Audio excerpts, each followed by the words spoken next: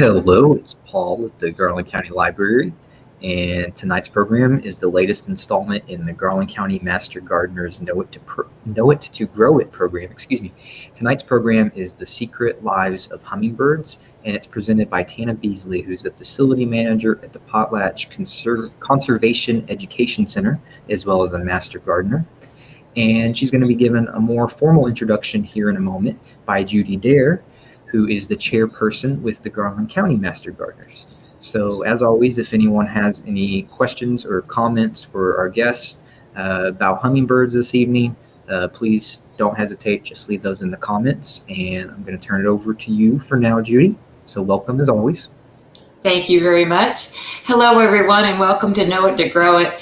We really have a great speaker for you tonight, and I'll introduce her to you in just a moment. If any of you are interested in becoming a master gardener, please stop by the Garland County Extension Office at 236 Woodbine and pick up an application. You can also get the applications at our Ask a Master Gardener booths at the Hot Springs Village and Hot Springs Farmers Market. Now, the 2022 class will start in February, but we're asking for applications to be turned in by November 15th. And as we know, time flies. Also, please remember that the Extension Office offers free soil testing and plant disease analysis, and it's a great service and will help you with problem areas in your gardens and in your lawns. I'd also like to take this opportunity to thank our fabulous sponsor, the Garland County Library. They are absolutely the best friends a master gardener can have, and I'd like to give a special shout out to Shannon, who did a fabulous press release for this program on August the 11th. So we just enjoy working with the library and want to thank them. Now, our next Know It to Grow It program will be September 7th at 6 p.m. with Leslie Cooper. She will be presenting native bees. Now, these bees are critical to our existence, and they are the unsung heroes of pollination. So if you have questions about native bees, please type them in the chat box tonight, and Leslie will make sure and answer those questions. But of course, we will have our question and answer period at the end of the program, as we always do. And speaking of the question and answer period, we will be giving away door prizes as we always do. So the first 3 people to do so tonight will get a Know It to Grow It gift bag. Now, this gift bag has a little garden tote, a nice garden tool, some seed paper, and our signature Earth Day key ring, reminding everybody that every day is Earth Day. So I'm really excited to introduce Tana. I heard her speak at our Master Gardener State meeting, and I knew I had to get her on this program. She is a master gardener from Stuttgart and has always had a love for the outdoors and teaching others. This led her to a career in outdoor education, teaching high school applied biology and chemistry. She retired after a 27-year teaching career and found a new passion. She began her second career at the Potlatch Conservation Education Center, where she has held the roles of educator and facility manager. In 2007, she and her then supervisor began leg banding, ruby-throated hummingbirds, if you can imagine. The goal of their research was to answer many questions about these birds, such as, do they return to the same area every year? What is a hummingbird's lifespan? And many other mysteries about these tiny yet mighty birds. Tana has banded over 35 ruby throats and continues to learn about them every day and is always willing to share her knowledge. So it is my pleasure to introduce Tana Beasley. Thank you. Thank you. Thank you for having me here tonight. And of course, I'm always excited to talk about hummingbirds and to maybe answer some questions that you might have had. Now, first of all, and I can't see a show of hands, of course, tonight, but how many of you, raise your hand if you put out hummingbird feeders? And I'm assuming several of you are raising your hands. And normally I'll ask about, well, where do you actually put these feeders? And different ones in the audience will tell me different places. But the key thing is you all put them out, or we all put them out, because we want to draw the little birds closer to us so we can watch them. So really, we're putting out those feeders for ourselves because hummingbirds have existed for a long, long time without any assistance from us. Hummingbirds are found only in what we call the New World, which is the North America, Central, and South America. They're not found naturally anywhere else in the world. There are over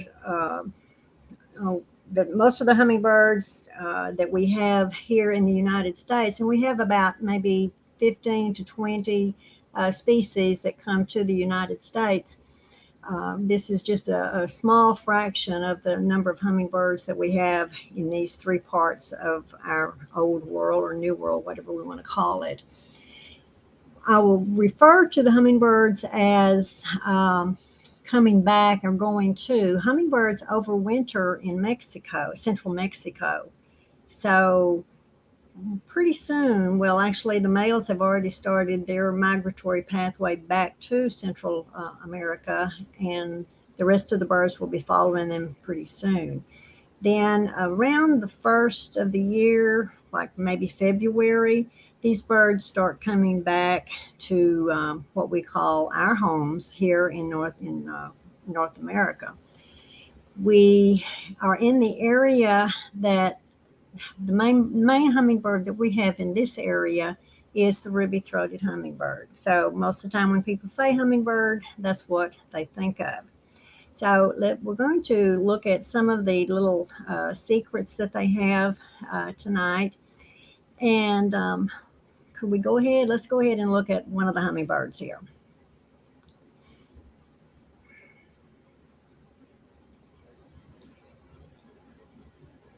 Okay, so starting out, I always like to think of, what's to love about hummingbirds? People are so enthralled by them. I know here in Stuttgart, if I go to the grocery store, I could pretty well be sure that somebody's going to ask me a question about hummingbirds. And a lot of times it's, what do I feed my hummingbird? Or I put out all these things and I don't have any hummingbirds. Hummingbirds, for one of their secrets, is their wonderful memory. They top, supposedly elephants have a good memory. Hummingbirds they will remember your house. They will remember your feeders. They will know exactly where that feeder is supposed to be. And they will come, when they come back to your yard, they're going to, if you haven't put their feeder out, they're going to circle where that feeder is supposed to be. And then the next thing is they're going to come to that window and kind of peer in at you as if to say, hey, in there, get up off your rear end and get my feeder out here. I'm here and I am hungry. So, how would they know that there's supposed to be a feeder there if they had not been there before? Also, as they migrate, they'll go all the way up. Some of them go all the way up into Canada. So we have birds that pass through here and, they're just on their way, but they remember who has good nectar out. So they will remember your house. They will remember that this certain place, they know that they're going to find good nectar. So this is one thing. Please be sure that you always have your feeders out. Like I say, here in Stuttgart, we usually have our first birds around the end of February, long in there. So start, get your feeders out. Now, one really, really important thing before we get started into this, the formula for your nectar that you're making for these little hummingbirds. The formula you have in your hand. Look at your hand, and your thumb represents 1 part sugar. Your fingers represent 4 parts water. Some people say, well, I would like to put more sugar than that in there because I like things real sweet. Well, yeah, we all like things sweet, but when you put more sugar in, increase the sugar content, you also make it more thick for them. And these little guys, they're going to stick those little tongues in where they're getting the nectar. And the tongue works sort of like a sponge. It will absorb the nectar, pull that tongue back in, squeeze it, and swallow to the tune of 12 to 15 times a second. 12 to 15 times a second. That's why it's not good if you make that nectar a little bit thicker. It'd be sort of like giving you a real thick malt and a tiny little straw. Yeah, they can get something out of it, but they're going to have to work at it. But for the most part, they don't always land when they eat. They're using up energy. Excuse me, when they as they're getting their nectar. Okay, let's go to the next one. We're looking at the mature male. Now, hummingbirds, excuse me, they overwinter, like I say, in Mexico. They do not reproduce in central Mexico. So when they come back, all of these little birds are mature birds. Now, early on, this is something that you can kind of show off like you really know a whole lot about hummingbirds, which I hope you do. If you have an adult male sitting on the feeder with his back to you, you will be able to identify that as an adult male. Look at the tail tips, and we'll see this a little bit later on too in another slide. Tail tips of a mature male are always black. The tail tips of a mature female are always white. So you have two birds sitting back to back, sitting side by side, and their backs are to you, and you'll be able to identify which one is the male and female. And sure enough, when they turn around, well, then there you have that. Now, the male that we see here, characteristic of the ruby-throated, of course, they're named after whatever attribute that they have. We're familiar with the red throat that we're looking at here. Actually, these feathers are sort of a charcoal color. They have the ability to take white light. They have cells in those feathers that act like a prism. And so as they turn their head differently in the sun, you'll see kind of a different color. But sometimes they will appear to have a black neck. Sometimes it's a brilliant red. Sometimes it's kind of an orangey color. It just depends on how the sunlight hits. Now, this is the special attribute that the ruby throat has. And of course, the male, as he flashes that ruby throat, he's trying to attract the female and convince her that, hey, look at me. My throat is, you want our kids to have a throat like mine because it's nice and pretty. So come mate with me. Once they mate, he goes off to find somebody else to impress. And she goes about making her nest and getting everything ready for her nest. Now, in his defense, if he were to come close to her nest, or any mature male come close to a female's nest, they will run him off because he is so brightly colored, he may attract predators on this. So this little male, and I keep saying the little male, he's about 3 inches long from tip to tip. And if you have a penny, that's about what he weighs. Okay, let's look at the female. Oh, we'll look at the female in a minute. Some of the things that consider planting. A lot of times there's always questions about, well, what kind of plants are the best? Think of plants, first of all, early bloomers. Secondly, try to have plants that bloom throughout the season, or at least different plants that would give the hummingbirds something throughout the season. Now, of course, their favorite color is red, and yet here is a yellow Carolina jasmine. The thing about this, it's an early bloomer. It may have something else besides nectar that the hummingbird's looking for, and that would be something in the form of protein. Hummingbirds cannot exist on nectar alone. They have to have protein. And their protein is in the form of tiny insects and tiny spiders. So if you have a plant, something like this, and see hummingbirds going to it, it's probably because there's some spiders there, or perhaps maybe some other types of tiny little insects.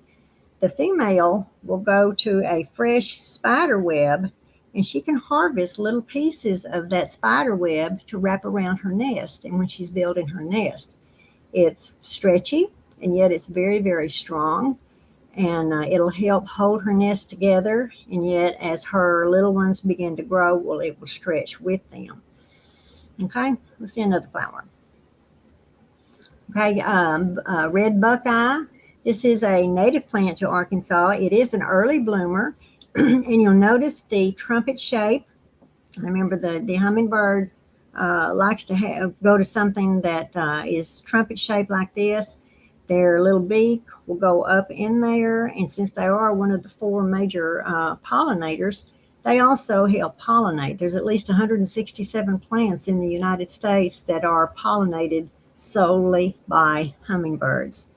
Down in South America, where most of the hummingbirds live, there's somewhere between 2,000 and 4,000 plants that depend entirely on hummingbirds for their pollination. So the red buckeye is like I say, it's an early bloomer. It's a native plant and very easy to grow once you get it started. Okay. Another one, coral honeysuckle. Once again, look at the type of flowers that you have. Now, a lot of these flowers are so fragile that they will not even support the weight of a butterfly. But, that's kind of okay because we know that butterflies like to go to flowers also to get their nectar, but they like a little bit different concentration of sugar than the hummingbirds do.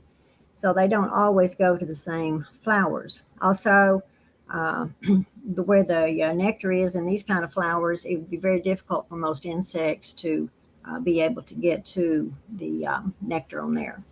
Okay. All right, Salvia Popsenia or red lady. This one is is a real good nectar producer, and actually any of these salvia do well. We have some blue-black salvia at Cooks Lake that really the hummingbirds just wear that stuff out. It is one of the plants that, be sure you know where you want to put it because it's going to take up some room. So when you put a new plant in your yard, be sure you look up to see what kind of space that it's going to need. Because sometimes we forget about that. And I'm saying we because I'm right in the middle of that one. So just kind of check out your plants before, as far as the room wise, be sure and check that out. Okay. Mimosa. A lot of people don't like mimosa. The little hummingbirds do. The little female can harvest these little tiny feather-like flowers, and this is what she will line her nest with. When her two little ones hatch out, they're going to be completely naked. So she wants something really, really soft for them to be in. And I know some people are not crazy about mimosa. So if you want your hummingbird to have a mimosa tree, you might find a small plant and perhaps give it to your neighbor down the street. I did not say your friend. I said your neighbor. And let them plant it. And then your little hummingbird will find it, and then she'll come back to you. Those of you that don't know much about mimosa, every seed on that tree will germinate and make another tree. And sometimes they're a little difficult to control. So that's why I say, if you want your hummingbird to have one, let somebody else grow it for you. And maybe you'll have to make a friend some other way on there. Okay, next. All right, Lantana. Small, tiny flowers, fairly early bloom. And remember, this little plant's also going to have a lot of tiny insects. Now, when a hummingbird takes in nectar, within 15 minutes or so, they have metabolized the sugar that they just took in, and they are working on that energy. They're using that energy.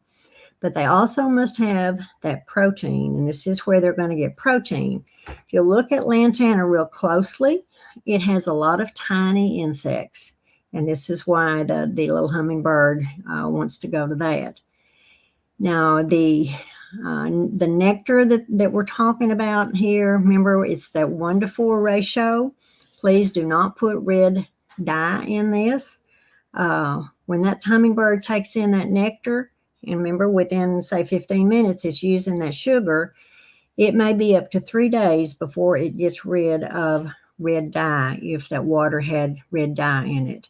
There is some evidence the last year or so that suggests that this may be causing some problems with the kidneys and liver in the little hummingbird.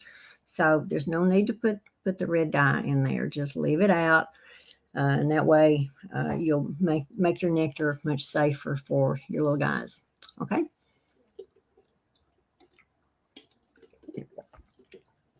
Jewelweed or spotted touch-me-not, a native plant, a really, really good nectar producer.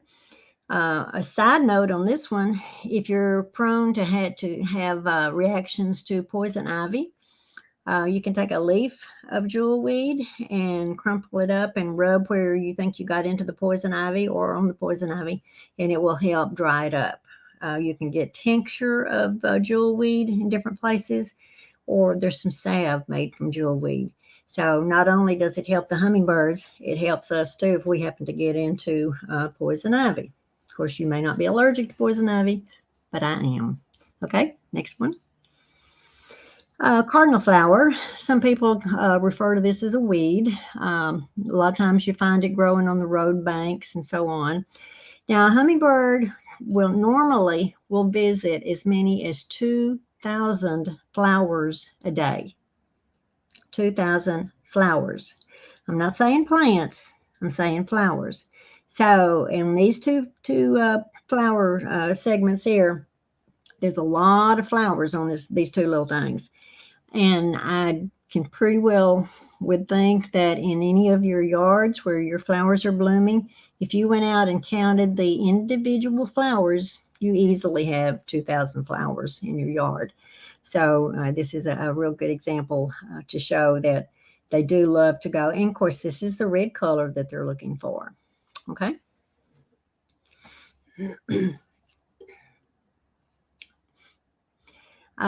Bee balm. This is one that there's different varieties of this. This is a larger variety. And this is another flower that the little female will harvest little pieces of that flower to put in her nest to, have a soft area for the little ones.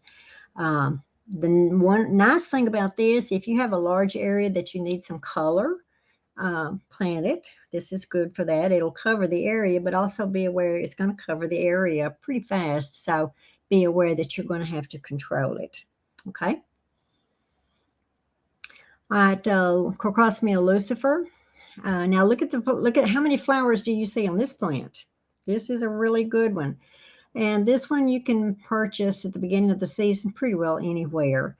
It's sort of like a lily or something like that. You can when you dig it up, you can, it's a bulb plant. And so when you dig it up to move it around, you can separate the bulbs and multiply it that way.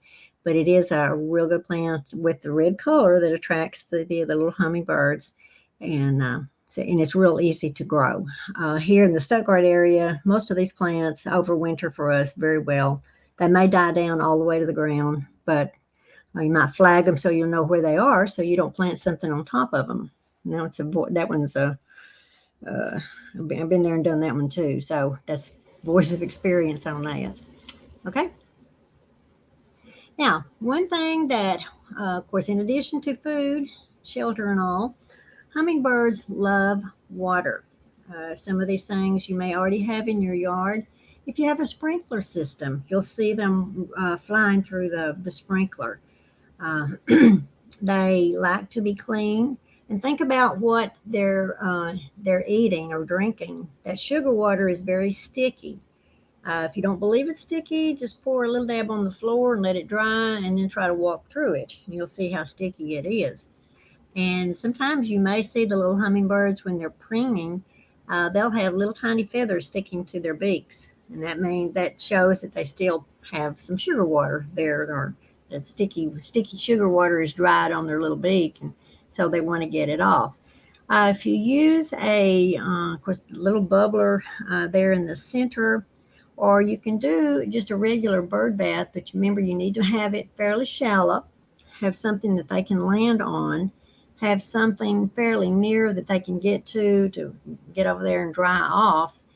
And hummingbirds, since they cannot walk, they're going to have to fly if they want to move an inch or anything like that. So be sure that you try to have something that they can land on. But they do love their water. Sometimes they'll even be flying in a light rain, of course, not a heavy rain. And speaking of rain, they are very good weather predictors. At Cook's Lake, we're in the middle of a forest. And so we don't see, or we don't always know when storms are coming across the prairie. But you can watch the hummingbirds, and they frantically start feeding and trying to get back to their nest. And this is a real indication that we're fixing to have a storm. So that's another good little thing that you can watch them for. Okay? Now, all of a sudden, you are magically a hummingbird. You're flying over, and hummingbirds usually, most birds hunt their food by sight. A hummingbird can see that red color up to a quarter to 3/4 of a mile away. So you're magically a hummingbird flying across the country, flying low. And do you see anything in this photo that you might want to check out? Okay, down in that lower left-hand corner, that house has a red roof. The outbuildings actually have their walls are red also. But since hummingbirds like to check out red things, well, they're going to go down and check out that home down there. And those people that live there say that they have lots and lots of hummingbirds. Now, I'm not saying go home and rip off your roof and put a new red roof on, but sometimes roofs do wear out. So if you have to re-roof your house, you might consider putting a red roof on if you want to try to draw in more hummingbirds. Okay. Now here's our little male. Let's talk about some of the things that we've already mentioned about him. Remember the gorget, or this throat, it's a German word for throat covering, appears to be red, but actually it's not. Just depends on how the light is hitting it. He's going to be able to get up to those flowers and put his little beak up in there and get that tongue going. Remember, 12 to 15 times a second. And then he's swallowing the nectar that fast. And look at his tail tips. They're, from what we can tell here, they're black. His wings will be a little bit shorter than the females, and this may help him do all that fancy flying around that he does, which some people don't like because they don't want their birds to be fighting. Now, the male is the first bird to come back in the spring. So they come in to mark off their feeding territories.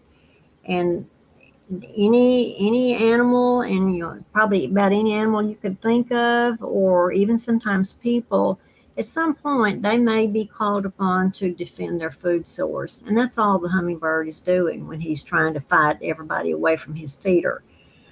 Some things that you could try to alleviate that, of course, spread your feeders out, put a feeder around the corner so the little hummingbird male can't see both of them. Put a feeder in the front or the back and back of the house, and he'll spend his time running back and forth, and then other birds can eat. Or the latest thing I've read on that is said to kind of group your feeders together, and when most people are calling him a bully, but when he starts trying to chase one bird out, well, everybody else rushes in right quick and grabs him a drink. And so that way they all kind of work together so that everybody gets something to drink that way. But it's just something normal that they're going to be doing.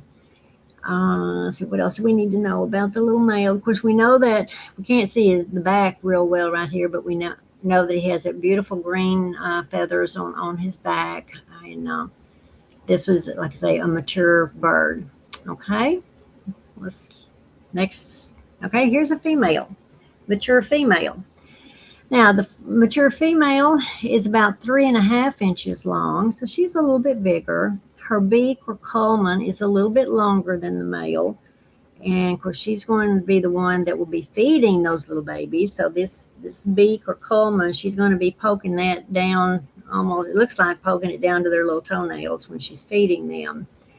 Her front area is typically kind of a creamy or white color. Her back has green feathers. They're not as brilliant as the male, but they are green. And look at her tail tips. They're those white tail tips that would be indicative of a female. Her wings are a little bit longer than her tail, and this will be something that we'll talk about in just a second or two here.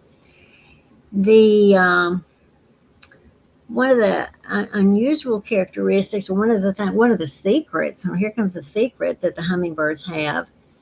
They have between 950 and 1,000 feathers on their little bodies. So we're looking at a little bird that looks to be pretty well covered with feathers. However, they have no feathers on their chest area. No feathers on that chest area.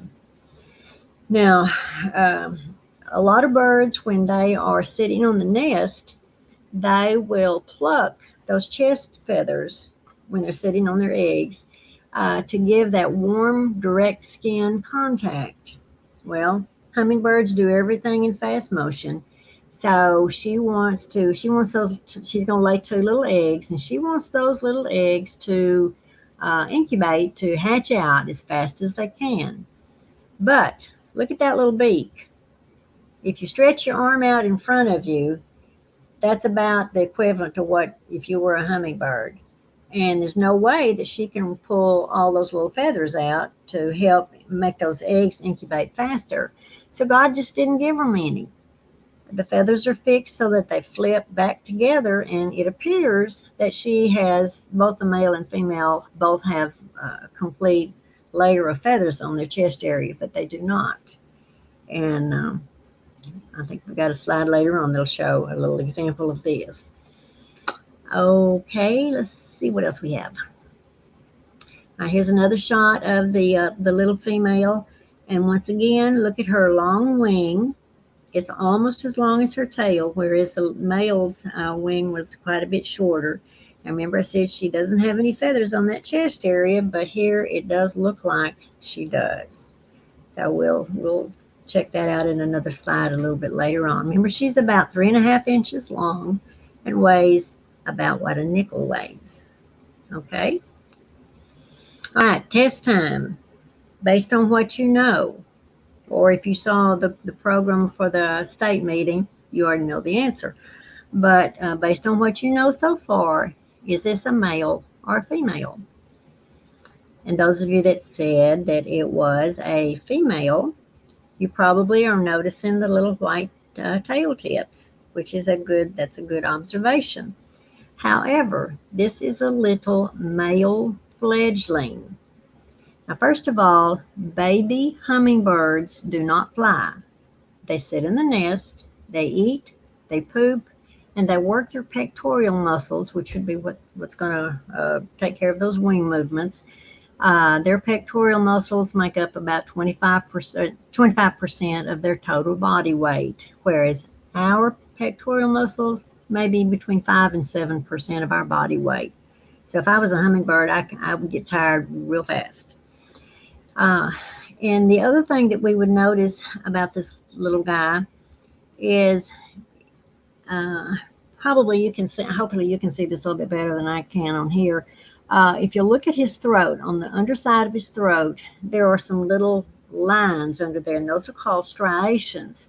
And those are the little feathers that are going to open up. They've got a sheath on them or a covering on them. They're going to open up and become those feathers that bounce back that red color that we know so well with this little bird.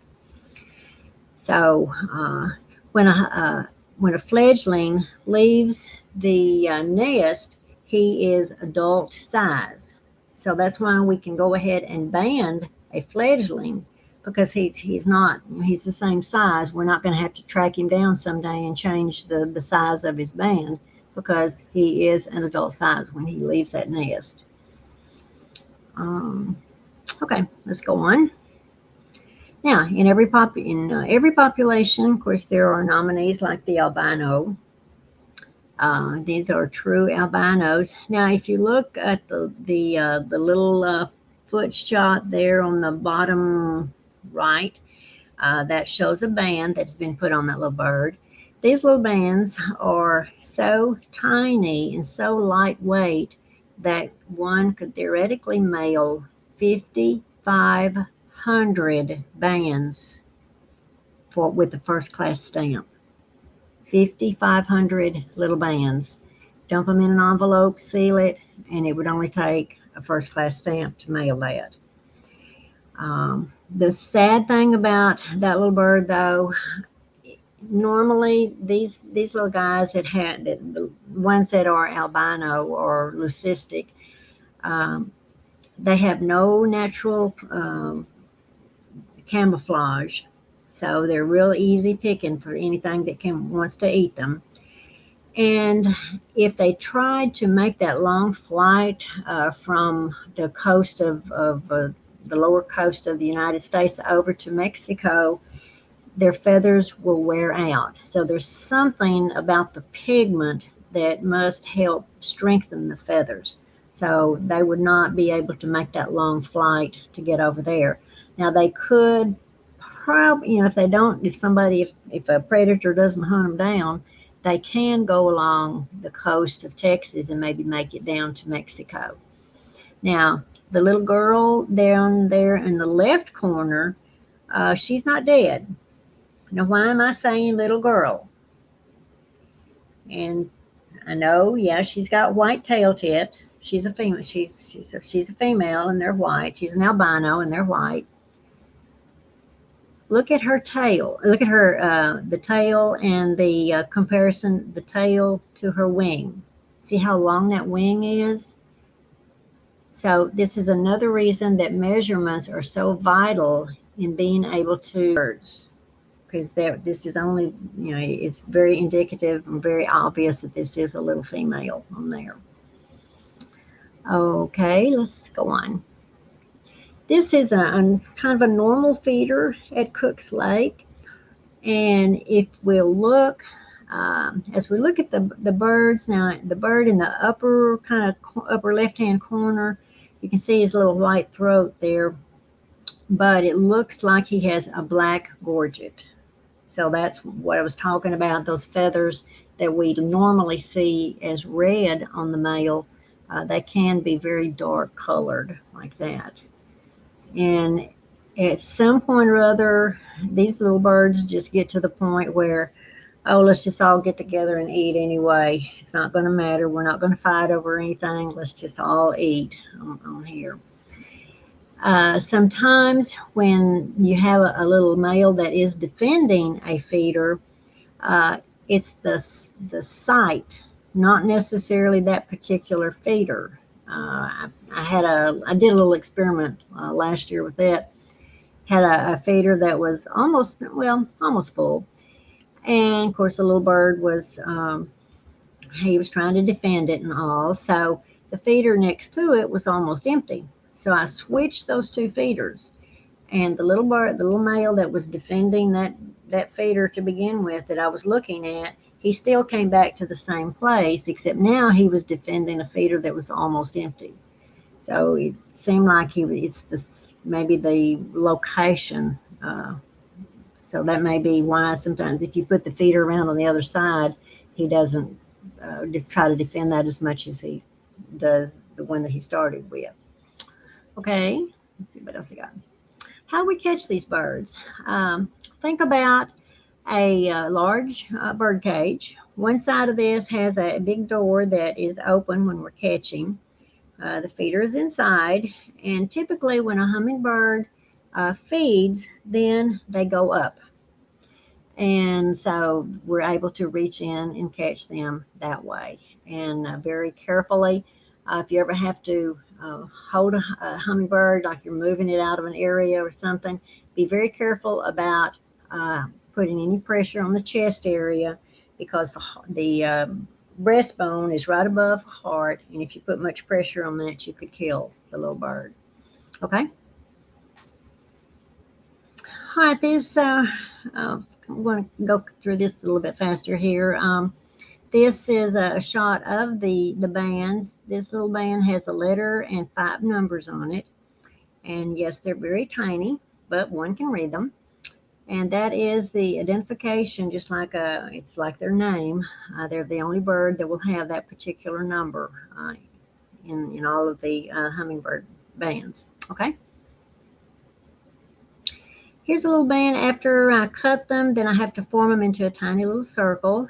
And of course, this is in like a bracelet now. And I'm going to have to open it up, and so we can get it over the little foot. Okay, let's go. And once I get that thing open, there's a special pair of pliers that I use that when I slide this over the hummingbird's little leg and close it, it will not, there's only so much room in that little circle where the band is. And so that way I cannot, no matter how hard I squeeze those handles, I cannot hurt the little bird that way. And this is 5.6 millimeters is how long this little band is. Okay. And the little bird is wrapped up. Ladies, you'll recognize the little hose that we try on shoes with. The little bird is wrapped up in that. It's real soft on them, doesn't hurt them. As long as we keep those wings down and in control, they're pretty good. I'm holding its little foot with my fingers and then sliding the band over that and closing it. And once that happens, then he is part of the family. Okay? And there's the little band. And this is what I have to read when we catch a bird that already has a band on it. Well, then I have to read that too. Okay? Now, this is the tummy area. Remember I said they have no feathers there. And furthermore, this is the formation of an egg. So we're watching we can see the formation of an egg. You can see the little band on his little foot way up there at the top of the slide. And if we can tell, when looking at this, if we can tell that the shell has formed, then we want to get her, just weigh her and get that band on her and get her out of there, because, next slide, this is what will happen if you don't. Got the band on her, flipped her over to do her measurements, and there was her egg. So it was time for her to drop that egg, and she did not make it back to the nest with this. When it first comes out, it's kind of leathery, and then it will harden.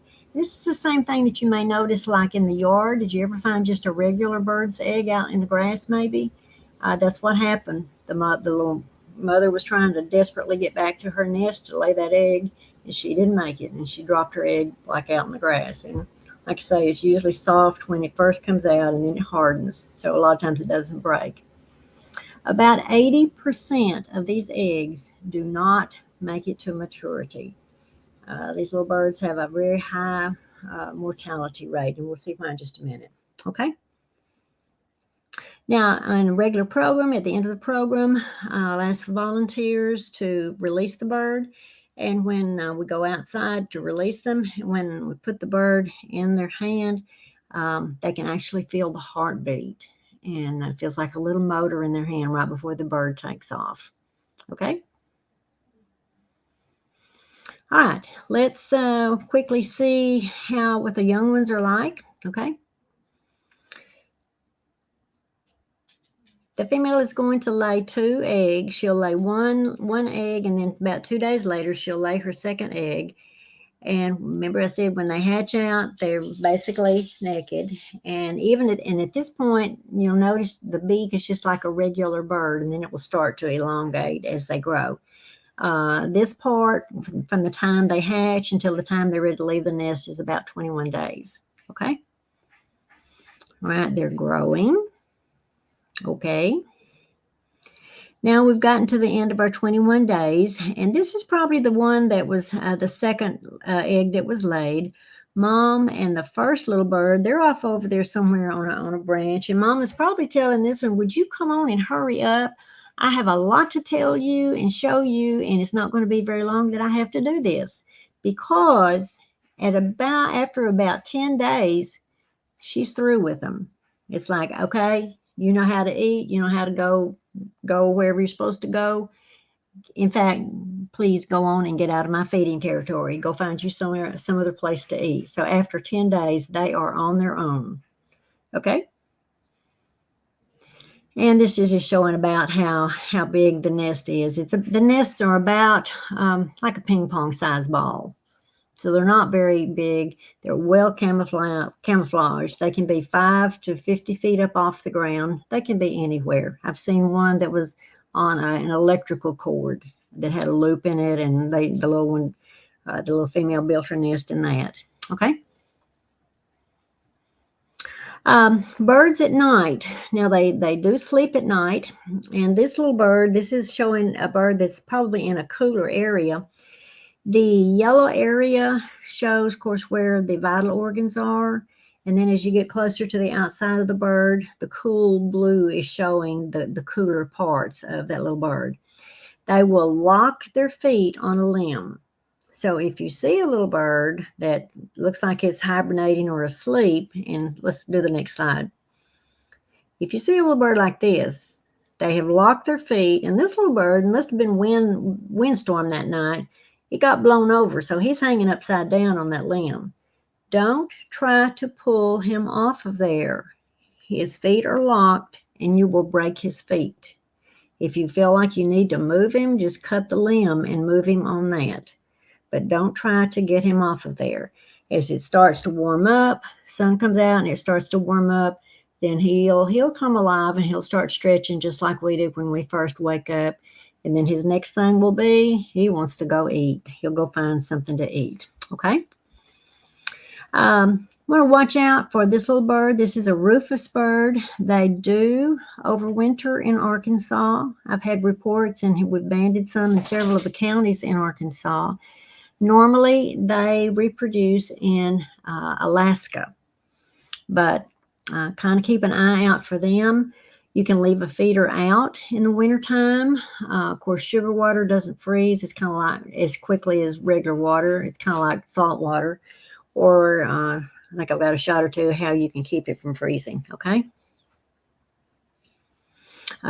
Here's a little thing that we hooked up there at the classroom. Just this is a 250-watt bulb, about maybe 12, 14 inches away from that. And you're not going to be feeding many birds, so you don't need to put much in there. Okay, let's go to another one. There's another, that's one of those little lights that you use like at Christmas time, the little green thing you stick in the ground to illuminate Santa and all. And this one was in downtown Little Rock, Markham University, and a little Rufus stayed all winter with them. Okay. Here's another one. This was just off of JFK. 21 degrees that morning. We had to wait for the snowplows to clear. And that little thing that it's above, it's not sitting on it, but you'll recognize that as a little coffee warmer. So, something like that, just it's keeping the nectar warm enough that it doesn't freeze. And that little bird was with them, I guess, pretty well all winter. Okay. Okay. Do I have any predators? Yes, you do. Let's look at a couple of predators here. The robber fly can wrap their wing around the little hummingbird. And of course, a hummingbird, they can fly around if they don't, when they're flying around like inside a building or something and cannot get to food, after 2 or 3 hours, 4 hours, they're going to run out of energy and they're going to die. So the robber fly just wraps his wing around them and waits till they die. He's also bad about knocking a hole in the top of his prey, of their top of their head, and starting by eating the brains. Green frogs, and I couldn't find a bullfrog, but what I was thinking of was a bullfrog. Sometimes if a hummingbird is skimming along the water, catching insects, a bullfrog or a catfish or a bass, especially a bass, they'll jump up out of the water and can catch a hummingbird. Okay. Of course, cats, and I know people feed their cats inside, and then they may turn them out to run loose for a little while. This is an innate thing that cats hunt. So if you have cats in the area, try to put your feeder in an area or in a position where the cat cannot get to it. Further enough away from anything the cat could get up on, and you'll probably be successful in protecting your little hummingbirds. Okay. If any of you have ever gotten in the yellow garden spider's web, you know how hard that is to get out. So sometimes if the little hummingbird gets into that, we'll try to get some of the webbing for her nest. Well, she doesn't make it. And anything bigger than they are. I've got a hawk and a blue jay. It can be a mouse, rat, a snake. So for this reason, a lot of times the nests are built out on the end of the stem, because hummingbirds are so lightweight. A tiny limb will hold them up. Whereas if something starts out there to get to them, well, the limb goes down and maybe the mouse or whatever it is will get away. Okay. One main predator that we don't often think about is praying mantis. He likes to he'll sit there, and of course he's very still. And hummingbirds don't always pay attention to where they are. They're very trusting, and they can be sitting on a limb preening themselves and not realize that they're sitting next to a praying mantis. I even had one that was inside the catching cage. He got relocated, needless to say. Okay. All right, late in the afternoon sometimes you think you have a tiny little hummingbird running around, flying around in your yard. It acts just like a hummingbird, sounds just like a hummingbird, but actually it is a clear-winged moth, okay? And some of these you may recognize. Now remember, these are insects, so their bodies are going to be stumpy. They're probably going to have a little hair on them. They've got... of course, the proboscis, that little curl thing that you see there, they're going to stick that up into the flower to get the nectar. But insects have antennae. Hummingbirds do not. So that's, you can see your little whatever critter you think you've got late in the afternoon. That's another thing you would look out for. Okay. You might recognize the life cycle of this particular one. And okay. Now, if you want to talk about tiny, tiny little hummingbirds, go to Cuba. Look at your thumbnail. Look at your fingernail right now. These little guys are about the size of your fingernail. They're about, you can see one sitting on a penny there. All different colors. I cannot imagine well, I just don't see that they could even put a band on a little tiny thing like this. But yes, we do have them in the United States sometimes. The storms do bring them inland. I'm not sure if they try to make their way back to Cuba, or if they try to follow the birds maybe they go to central Mexico to overwinter. We don't have any real evidence on where I do have some that have been located in Monticello, so I know that they can come pretty far up inland, but beautiful little birds like this. Okay. All right, here's another shot, just some more of these little birds, some of the pretty little birds. Okay, I've tried to get through this. I know there's a lot of things that I forgot to say, but I wanted to see do I have any questions or anything, any concerns or questions or something that you thought you might want to know.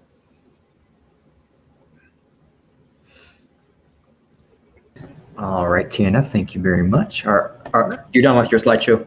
Yes. Okay, I'll go ahead and close it. I'll leave your contact info up there on the screen. Okay. We did get quite a few questions and comments on Facebook and YouTube. All right. And if anyone still has any while we're asking these first few, you still have a little bit of time to get those in. So first of all, Joan asked, I can't keep the bees off the feeders. What to do?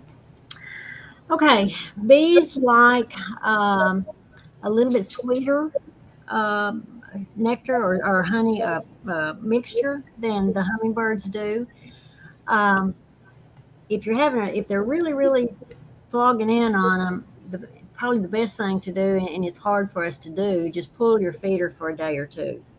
Your hummingbird probably will not go completely away. They'll still hang out, and the bees will go somewhere else.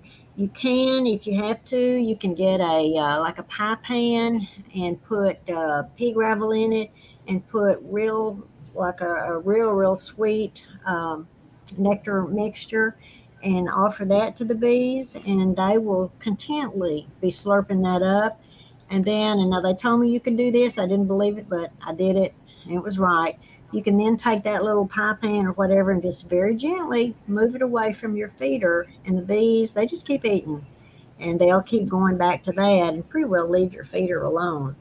Of course, but then you're going to have to feed them the rest of the time. Another thing about them, of course, there are some feeders that have the little bee guard that might help. Now these bee guards and so on, these are yellow, so that yellow color attracts bees and wasps. Uh, let's see, what did I read today? There was an article in one of the books I got today. Uh, there are some feeders that are real shallow, and the hummingbird can get their tongue down in there to get the nectar, but the bees cannot. So they may try and they can't get any food that way. So then they're kind of discouraged and go on. But that's really about all you can do. Don't try to use any poisons on the bees. They're one of the main pollinators that we have. So you may just have to pull your feeder for a day or two if nothing else works. That was Joan. And then another question from Jean, who asked, what is the best hummingbird food that I should purchase? Okay, and if you purchase something, please be sure that it is clear. Remember I said about the red nectar. You've got everything you need there at home. You need your 1 part sugar, and that's just the plain table sugar. Don't use honey. That causes little lesions on their tongues. Don't use powdered sugar. Don't use brown sugar. Just plain old sugar like we eat and everything. And tap water.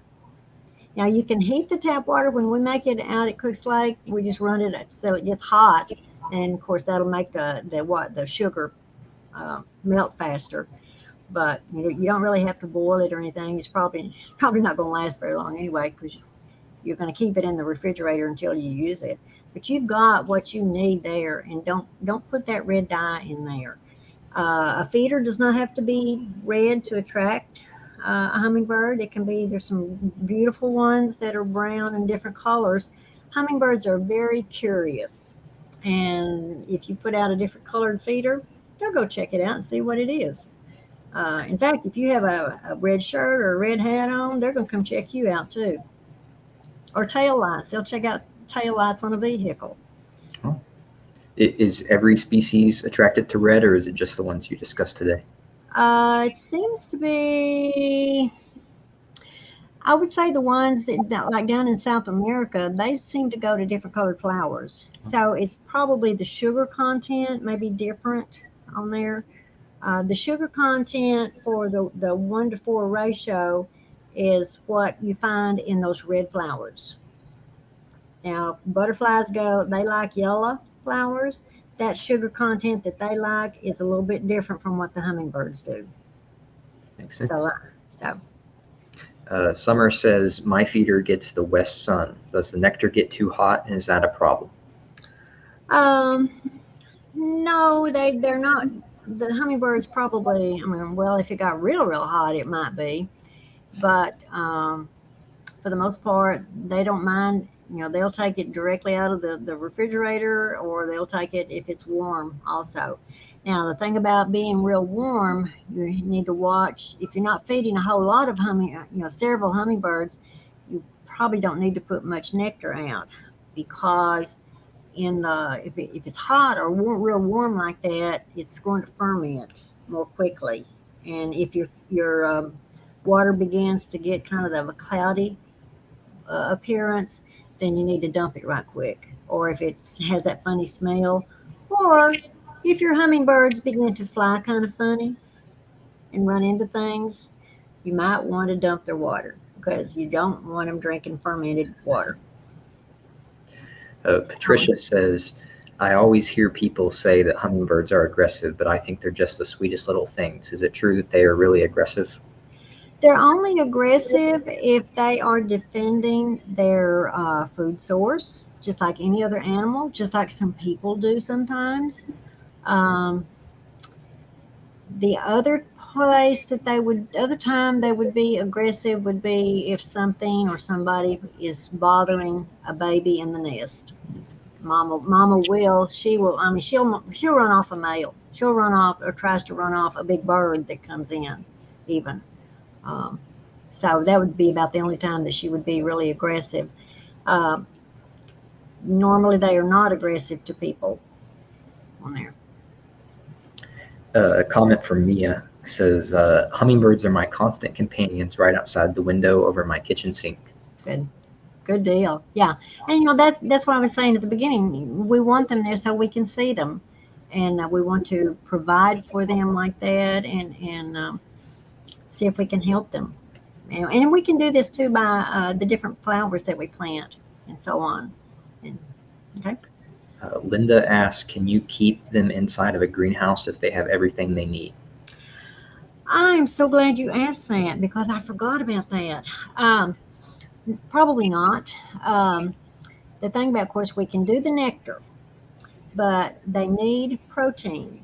Remember I said that they'll go to a spider web and get the spider or something? Their favorite food is fruit flies. So you would have to have a lot of rotting fruit and have that out where fruit flies could get to it. Um, then the hummingbirds catch those in the air, and, while they're flying. Hummingbirds cannot exist on nectar alone. They've got to have protein just like we do. They can exist on the insects and kind of go without the sugar water for a while if they have to. And if somebody ever tells you that you eat like a hummingbird, slap them. It's not a compliment. If we had the metabolism of a hummingbird, we would have to consume almost our weight in nectar every day, plus about 100 to 150 pounds of protein every day just to exist. So if somebody, I mean, if you tried to keep a bird, just a regular bird feeder filled up, that eating like a bird is not a compliment either. Right. Question from Sylvia, do you ever have to take the bands off? The only time I've had to take a band off, I did. I remember one time I did. It had apparently gotten an ant. Oh, and one thing they will not eat. They don't like ants. They don't eat ants. That acid that the ants have. But apparently, an ant had stung the little hummingbird on the leg, and it was so badly swollen, it was about to cut the circulation off on the leg, on the foot. She was about to lose her foot. And normally, when I'm banding, I'm working into what's called a flex scope that shows up on the big TV screen so everybody in the room can see exactly what I'm doing. And we had 36 people in that room that day. And you could hear a pin drop in there. I think they were holding their breath on there. But I used little nail clippers. I have a tiny pair of little nail clippers, and I would cut tiny little pieces of that band until I got it so that I could open it up and get it off. And then I just of course, that band was destroyed. And so I banded on the other leg and made a notation of that. So, yeah, that's about the only time that we ever have to take a band off is if there's some damage. And I did have a little hummingbird one time that when I caught it, it didn't have a right leg. I always band on the right leg, and it didn't have a foot, didn't have a right foot, just had a little nub. Wow. Got a question from Jerry Butler, and he is our local officer with the Garland County Audubon Society, and I've done a lot of great programs with him. So if you viewers enjoyed this, you might go look at our older videos. Our most recent one was on the ivory-billed woodpecker. That was a great program. But Jerry says, Tana, very interesting program today. Are there any young Arkansans training to band hummers when you get ready to hang up your capable cage and pliers? Well, I do have now. Actually, I have retired from the Game and Fish. As of July 1, I'm an unemployed person now. The young man that applied for and got my position, we're training him. And, you may remember or know Karen Rao, our non-migratory bird biologist with the Game and Fish. She had a master permit and dropped it because she had so much to do with the big birds, and we're trying to get her master permit reinstated. So those are the only two that I know of right now. I'm the only person that has a master permit in the state for banding, and this is a federally, they're protected under all the federal migratory rules and so on. So right now, not that I know of. Impressive. But we are still banding at Cooks Lake, and we're still, we'll continue. Our supervisor wants us to continue the program as best we can on there. We just can't have a whole lot of people in there right now. So, Question from Anne. How long is the baby hummingbird in the nest before he is full size and can come out? after he hatches out of that little egg, it's about 21 days. 21 days. And during that 21 days, Mama will hold on when she feeds them. She will hold on to the side of the nest, and she braces her tail on that nest. And usually the nest is kind of rough on the outside. It's made of twigs and everything else. And she will reach over into the nest, and with her long little columnar beak, she pokes at, she regurgitates partially digested sugar water and insects. And honestly, it looks like she's poking it down into their toes. She really poke. But as she does that, she's also wearing the end of her tail off. It will be totally flat. Normally her tail is, let me get my hand up here. Normally her tail is kind of curved, and that's another indication that she's on the nest, working on the nest like that. But by 21 days, the little bird is able to leave the nest, and Mama will show him where to go, what to do, and all that. But all this knowledge of when to move, hummingbird, the males started moving out away from us around the 1st of July. And this is because the daylight hours started getting shorter. So some people are afraid to leave a feeder out because they're afraid their hummingbird is going to stay with them and freeze. You can have 100 feeders in your yard, and when it's time for that little bird to go, they're going to go. So don't worry about keeping some little bird there that you're going to hurt them by doing that. And the good thing about having a feeder out when it's cold, you may help feed some of those little birds hatched out in Canada. So they're coming down through our area trying to get to the coast so they can, in between hurricanes, get over to central Mexico. Or it may be a young bird that just hatched out. And, that way you're helping those little late birds move on down and have food as they move down. And what's the average lifespan of a hummingbird? Yeah, lifespan, we used to think it was probably 2-3 years old, maybe, because they have so many predators and so many things can happen to them. But because of banding, we know now that we bump it up to 3 to 5 for sure. There are some hummingbirds on record as being 12 years old. We've had some come back to Cooks Lake as we're having them as old as like 5 years old. Now, if I band a fledgling, this is one that hatched out this year, then next year, if I check him or her, I know he or she is 1 year old because I put that band on them after they left the nest. If I band an adult bird this year, next year and check it, all I can say is I banded that bird a year ago. I have no idea how old it was when I banded it, but it seems like they live in a little bit longer maybe than we thought, although they have a very, very high mortality rate.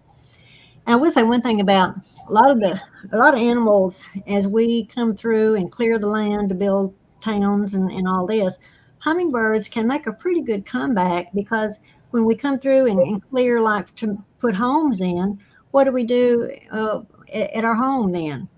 We've cleared the land, build a house, and then what do? We turn around, we start planting flowers for them. So, they make a pretty good recovery, whereas some animals don't make quite as good a recovery. So that's kind of a good thing that we do for them. Well, you got a ton of thank yous and great infos and interesting. So Good.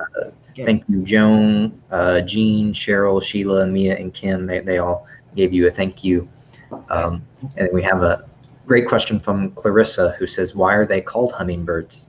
Okay, the sound that they make with their wings. Normally, I hear the sound before I ever see the bird. When we're watching for them to first come in, but the way their little wings go real fast back and forth like that makes a humming sound. It's the same thing like some of those insects, the big insects that come at night and fly in your yard. They make a humming sound also.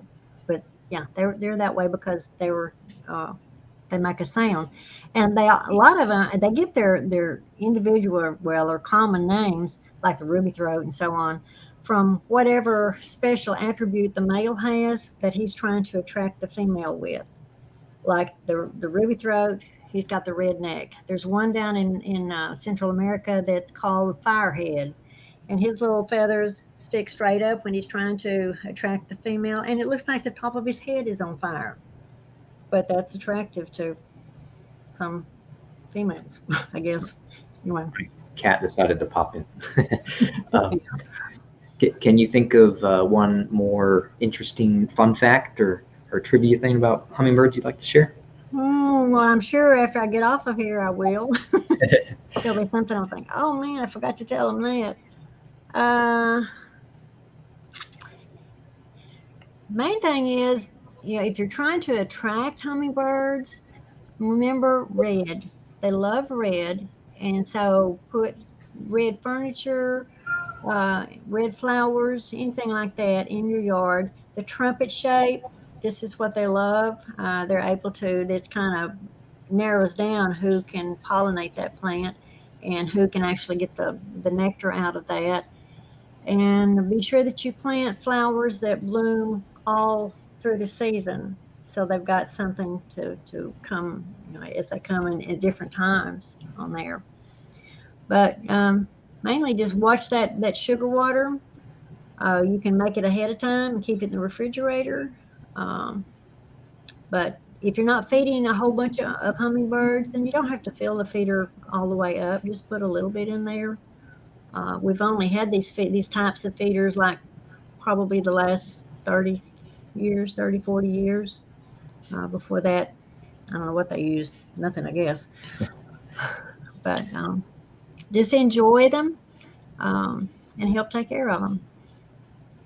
All right, Judy, I'm going to add you back in.